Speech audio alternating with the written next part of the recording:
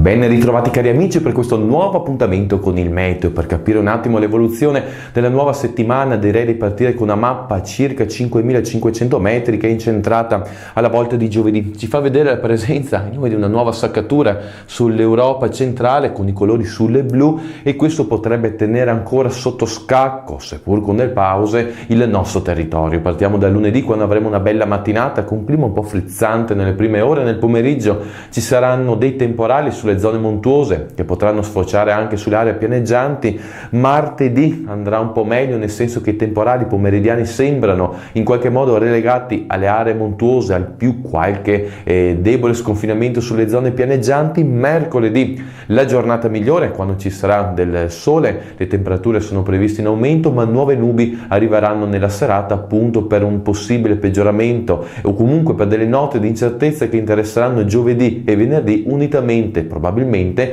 ad un nuovo calo delle temperature. Con ora concluso, ci sentiamo nel prossimo appuntamento.